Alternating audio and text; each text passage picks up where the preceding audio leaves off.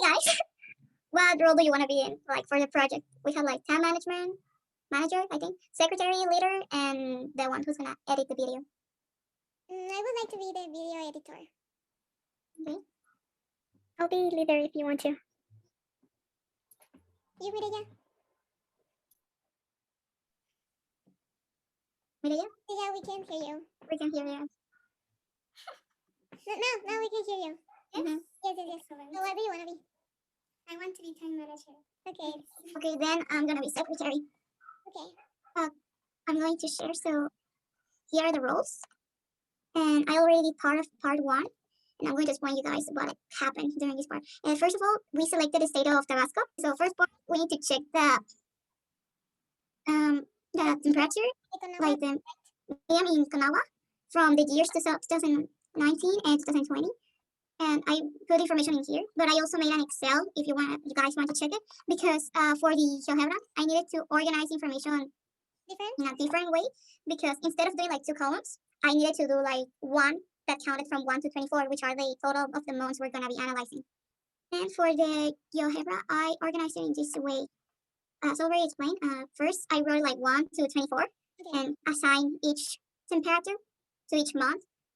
And after that, I simply click in analyze and put a two variable regression analysis. But this is like a tricky part, because in the video of the teacher, it says that we should select the polynomial, like the polynomial regressive model. But after checking with him again, he told me that we needed to use that sinusoidal formula for it to show us like this like wavy graph with all the variations of all the months accordingly, and to have like more or less the visual representation of how the weather moves throughout the year.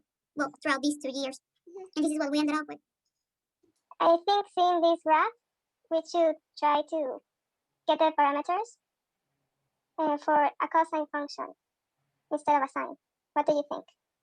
Yeah, I'd rather work with a cosine than a sine. Yeah. Let me. Yeah. So we have like the maximum. What was the minimum and the maximum? It was 31 something, right? The maximum is 31.1 and the minimum is 23.5.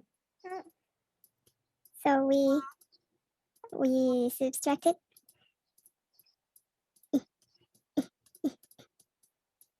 which is 7.6, and then we divided by 2, which is our amplitude will be 2, 3. Yeah. Well, 1 point, is this a 16, which is 1 point, help, 3. Well, no, wait. wait. I don't know what I'm doing. 8. Give me a second. Okay. Yeah, because it's 16. 8, yes. Okay, 8. Sorry, I don't know how to use whiteboard. Oh, yeah. 3.8 will be our amplitude.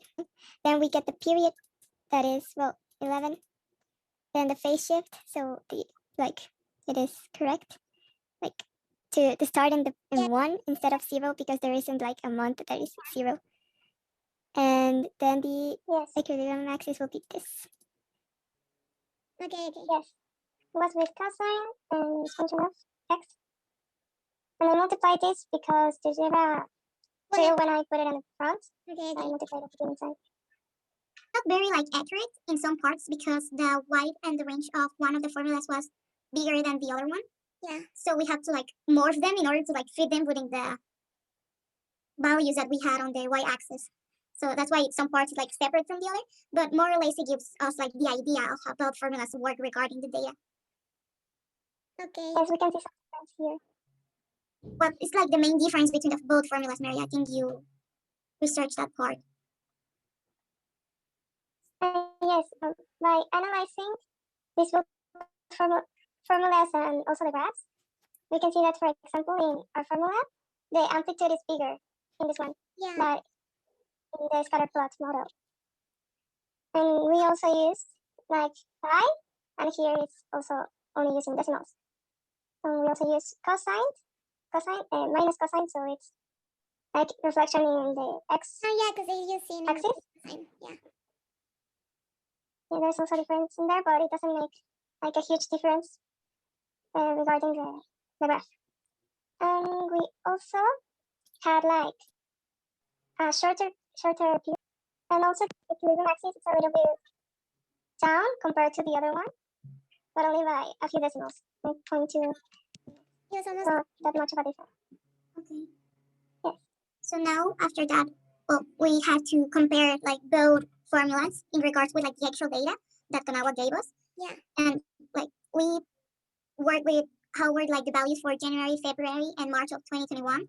And Kanawa said like in the first month it's going to be 24.2, and like the scatter plot model gave us 25.35, which is like a degree of difference. Yeah. And the thing function gave us 24.1, which is like closer to the actual one. And Right. after analyzing also the other data, it gave us like a more exact value for the one we did instead of the one of the scatter plot model. Yeah.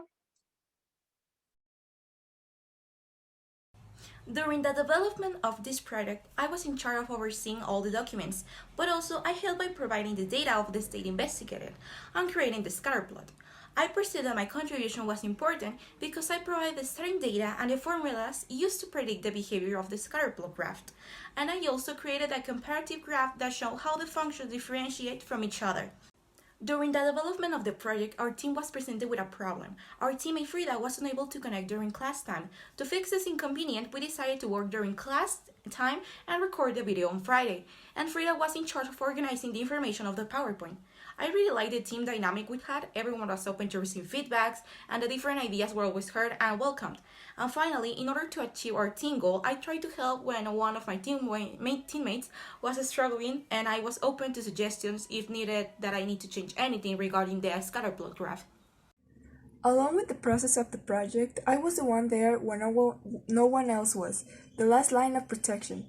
All of the other team members were fast decision makers, and I was a little left behind because they all know each other pretty well and they are very close, and I am not that close. But when they needed me, there I was, always doing a great job, helping Mireia with the first formula and parameters, and then with the explanation of it. To ensure everything was done correctly, we divided the work for the day, but at the end we were all collaborating and sharing ideas, accepting them and correcting them, so at the end of the day, our work was the best it could be. My whole team was very productive, fast, effective, and overall it was a good project. We did all our job and were collaborating perfectly. Hello, I'm Mireia, and I'm going to present my individual conclusion. I found this project very interesting since we applied what we learned about sinusoidal functions to real-life situations. My contribution to the project was to be the time controller, which was to organize the work in order to finish everything in time. Because of Frida's absence, we decided to record when she was back, and meanwhile we did the work in class hours. I also got the formula and the parameters with the help of Christina, and I was also in charge of graphing it and comparing both functions, the GeoGebra and ours. Finally, I also obtained the predictions with our formula.